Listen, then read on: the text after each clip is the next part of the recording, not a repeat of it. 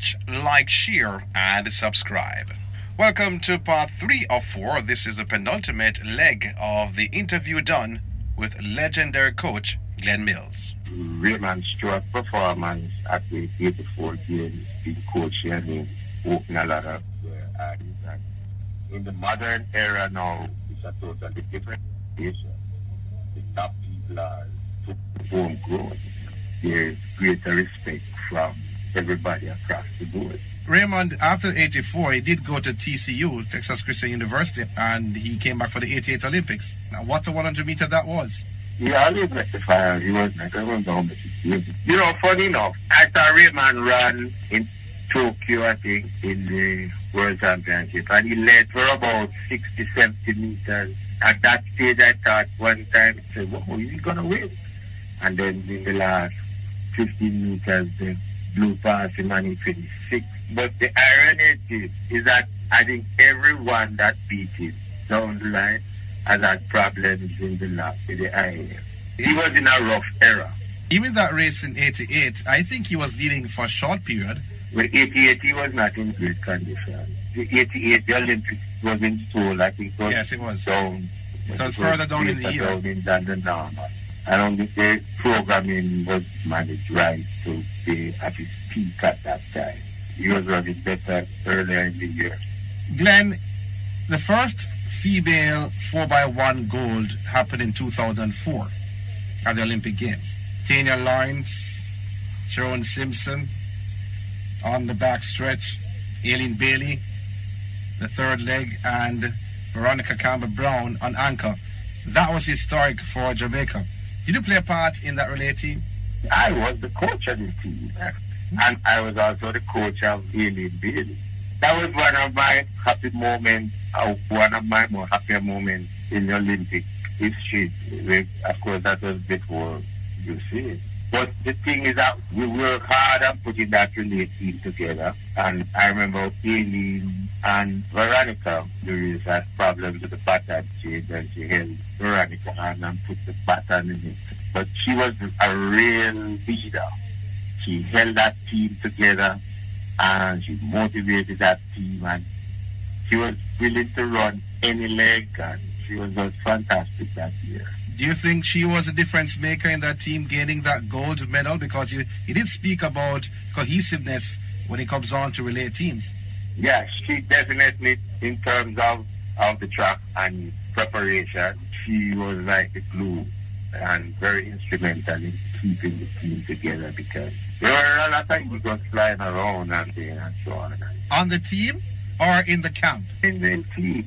And one of the things that I experienced is that I'm not saying all, and I understand to a great extent.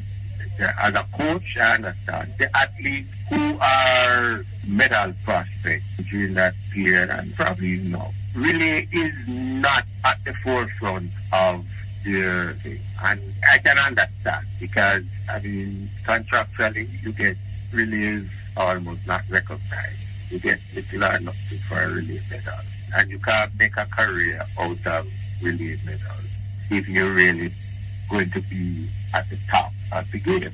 So it's usually very challenging in getting practice off the ground and getting cooperation. It's not easy. So, of course, you know, persons are coming from all different locations. You know, everybody's focused on their individual thing. But you still have to get in some kind of preparation for release. And not everybody is always on the same page of making what you call compromise and adjustment. Sometimes it's very difficult to get. That year it was, with Aileen charisma, going to talk to each of the girls and really pumping up the thing and so forth. And she herself did well in the individual races. So she was real inspiration. And she was recognized, it was seen back here in Jamaica, because when I got back and things, they were glowing reports and comments about the work she did. Aileen is a very technical alum. So too is Veronica Campbell-Brown. Sharon Simpson from Manchester High School, coached by Stephen Francis. And 2 years before, she was a part of that gold medal team at the World Juniors held right here in Jamaica, running the first leg. As a coach, seeing it all come together, how did you feel at the time?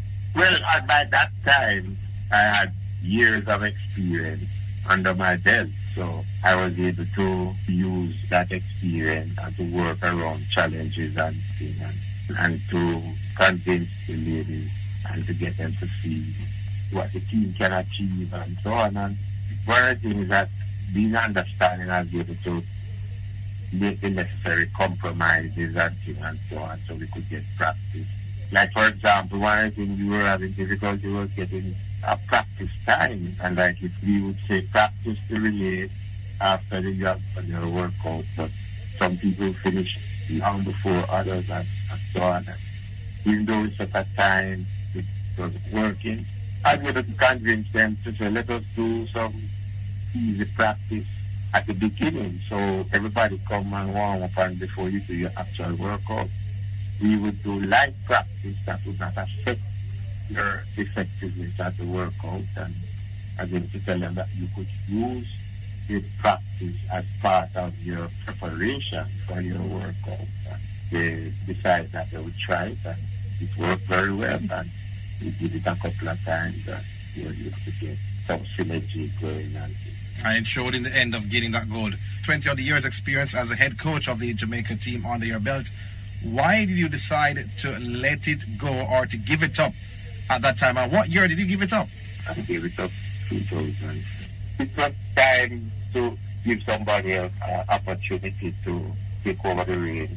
There were some things too that I wasn't happy with, which I don't want to go into. And I figured that it was best to step down and focus more on being an individual coach, a personal coach, and experience more of that. And it was probably a good time too, because then came the emergence of Bolt, and at the time then they would play Warren Weir and Jim Kuhn, and quite a number of my sprinters were now on the team. And being known as a personal coach, I had more time to focus on them. So it was a good time to step away from the top, although I was still a part of the coaching staff and so on, and was in charge of the sprint relay most of the time and so on, and being able to give advice to my successors and advise them of possible pitfalls and so on. And I remember there are times when I hear bang, bang, bang on the door and hope I should be head coach or the technical director or so on. So we need to talk and so on. So, you know, it was good. I think I enjoyed the success as the head coach too, but I think it was less pressure being one of the coaches, and enjoyed me more with not having to be the point man to make some of the crucial decisions and some controversial and so on. So, you know, I did 22 years, time to go. When 2008, everybody was coming and saying, why is Bolt not anchoring? Why you set up the radio team that really? And I said, well, don't worry about Bolt. Bolt will run. The way Bolt is conditioned, as great as he is, Bolt will run any leg and be happy, because that's how he was taught. That's how we teach them. If you're going to represent your country, you must be willing to make the adjustments, etc. How I look at it, this is for the nation and the other members of the team. And I suppose you go around the third leg. Say, coach, you're the boss. If you say start, I start. Don't worry about me. And that's the conversation we had. And Bolt took his relay very serious. He loved running his relay. So he said, boss, you're the boss. You ain't really supposed to run. I love you. Just get me the back. With that kind of support from him, it was no problem. And if you notice, when he gave us half of the back, we had behind him, I was shouting, run. So Bolt is a great team player. And I was saying that because I was his coach, but he makes himself available for every relay, he makes himself available for every practice. You never ever had a problem with Bolt on a relay, anytime. As a matter of fact, sometimes I have to say to him, say, hey, boss, leave it at one. Because he takes over the changes, and he's there saying, hey, don't do that, hey, just put your hands. You say, hold on, man, relax. You give the coach a chance to get it on the coach. Don't joke with me, really. So he's very enthusiastic. He runs 6 races and he's there. If you have practice the next day, he's going to turn up.